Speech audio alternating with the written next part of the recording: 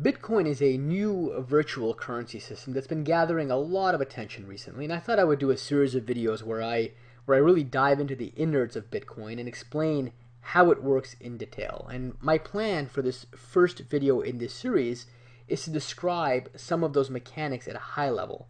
And then what I'll do in subsequent videos is dive a bit deeper into all of the underlying aspects that I touched upon within this first video. And my hope is that by the end of this video series, you'll know not only what a Bitcoin is, but you'll also understand the mechanics of how transactions are initiated. You'll see how verification occurs for those transactions, and you'll also learn what it means for someone to really engage in a process known as Bitcoin mining. And that may be a term that you've heard if you've had any interest in Bitcoin recently. Now, I do want to point out also that the Bitcoin scheme is fairly involved. It requires some time to really cover all of the relevant details. And to me, the best way to really wrap your head around a scheme like Bitcoin is to really suspend belief for a bit and get exposed to all of these relevant details. Now, you'll undoubtedly have a lot of questions along the way, but my hope is that by the end of this video series, all of the relevant stones will have been overturned and your questions will have been appropriately answered, but it might take some time to get there, okay? And in part, that's because I'll try to describe things in a way that's sensible, and that might involve leaving some details out until I can explain enough pieces of the scheme and then adding those details in as I go along so that you're not inundated with too many minor points and nuances along the way, but you get a feel for the overall system as I go through things. So with that, let me go ahead and just dive right in. And first of all, I do want to point out that Bitcoin has been described really as a decentralized currency because there's no real central bank or entity that's involved in generating or transacting Bitcoins. And in fact, what happens in the context of a Bitcoin is that all of the transactions really require what's known as a peer-to-peer network, a network of just individual hosts that essentially collectively agree on different aspects of how the protocol is implemented and used. Okay, and then Bitcoin itself is also referred to sometimes as a cryptocurrency. And by cryptocurrency, I mean that we use a lot of cryptographic techniques in order to facilitate or to really enable Bitcoin transactions to take place. And I'll do separate videos on some of these techniques, but just take it at face value right now that it's decentralized and is a type of cryptocurrency.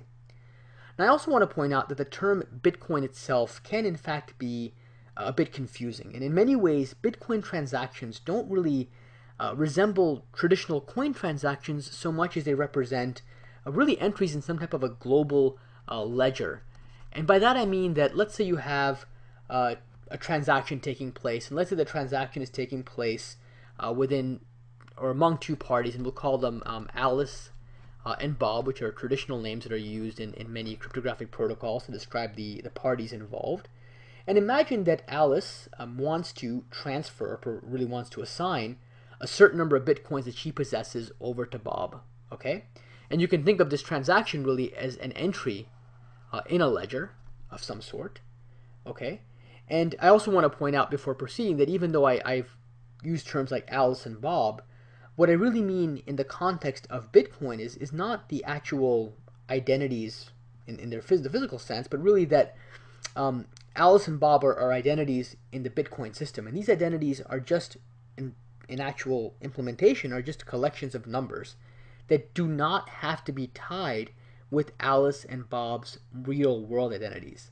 So in that capacity, you can think of Bitcoin identities really as effectively being pseudonyms, okay, rather than real names. And the idea is that Bitcoin then becomes more of a pseudonymous protocol where people are addressed by their pseudonyms, and that provides some level of privacy to users who want to transact using the Bitcoin system. Okay. Now, in a transaction between Alice and Bob, what Alice will basically do is specify a few different numbers. She has to specify how many Bitcoins she wants to allocate to Bob. So let's say Alice started off with 50 Bitcoins of her own. She might decide that she wants to give, let's say, 30 of these Bitcoins over to Bob, okay? And let's say she wants to have some number of Bitcoins returned back to her. So you have to specify, or Alice has to specify rather, how much change she's going to get. So in this case, let's say her change is going to be 18 Bitcoins for herself. And then the remaining 2 Bitcoins are going to be a transaction fee. And we'll talk about what a transaction fee means a little later, and I think I'll also dive into it in future videos. But it's basically an incentive for other nodes in the Bitcoin network to help Alice in essentially validating some of the details of this transaction for Bob. Okay? Now Alice will take these transaction details and apply what's known as a digital signature to these transaction details. And the digital signature is basically the mathematical analog of a traditional signature. It really binds Alice's identity to the details of this transaction. And by Alice's identity, again, I mean her identity within the Bitcoin system. And this binding is really done in a cryptographically strong way. Okay? Now the details of this transaction, once it takes place, are going to be broadcast out. So Alice is going to take these transaction details and effectively just broadcast them out to all the nodes in the peer-to-peer network that represent Bitcoin nodes. Okay? Now Bob, when he receives information about this transaction, he receives it over the peer-to-peer network, he'll probably sanity check some parts of the transaction. For example, he might check that the numbers work out correctly, that Alice, let's say, started off with 50 Bitcoins and is not trying to transfer more than 50 Bitcoins to him, and so on and so forth. And he's going to have some mathematical assurance because of some of the cryptography involved that some of these claims are accurate, that Alice, let's say, has the Bitcoins that she's claimed to possess, and that she's expressed an interest to assign those Bitcoins to him. But what he won't know yet is whether Alice has really tried to transfer those same Bitcoins to anyone else over the course of time, or maybe just prior to that point. And the way that we handle that situation, and by the way, I should point out that this concept of Alice trying to, let's say, spend coins twice, in the context of digital cash and electronic currency systems, this concept is known as double spending, and it's something you have to worry about when you have virtual currencies, because it's very easy for someone to just copy the numbers that represent this transaction and try to use them elsewhere. Okay? And the way we basically handle and reduce the risk of double spending is through a specific set of nodes in this peer-to-peer network who are known as Bitcoin miners.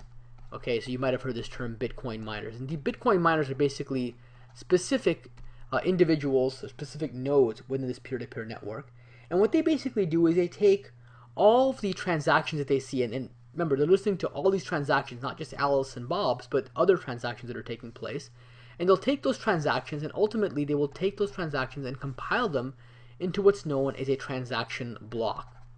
Okay, so it's basically a recording of all the previously unrecorded transactions. Okay, so if you think of a single transaction, let's say, as a ledger item, you could think of a transaction block as representing, let's say, an entire page in a ledger book. Okay, and these Bitcoin miners will also include in this block, in addition to all these unrecorded transactions, they will also include in this block a special transaction that's meant just for themselves, to basically reward themselves for the effort of doing this mining. Okay? Now, a transaction block will also contain an encoding of the previous transaction block. Okay, so there's going to be some level of continuity. And then Bitcoin miners will also include a specially crafted sequence of numbers associated with these transactions. And this sequence of numbers is known as a proof of work.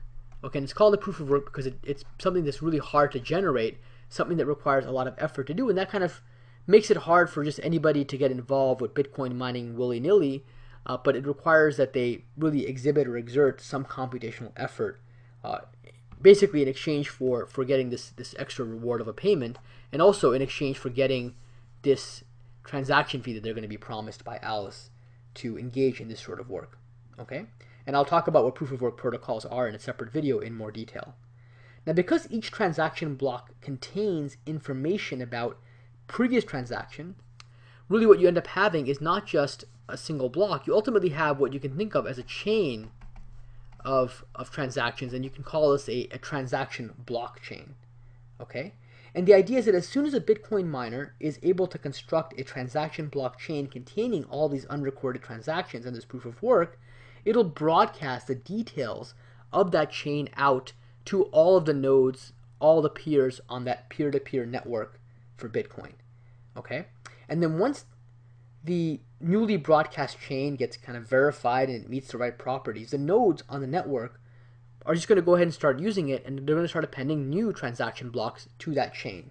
Okay? They're going to take anything that hasn't yet been processed and start incorporating it into the transaction chain that was broadcast out by the node who came up with the proof of work correctly.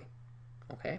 Now this transaction blockchain, really what we're going to be doing in the context of Bitcoin is the nodes are only going to consider the transaction blockchain that reflects the greatest amount of work to generate its contents. And again, there's this proof of work that I mentioned that is used to kind of determine or identify what work was involved in coming up with this transaction blockchain.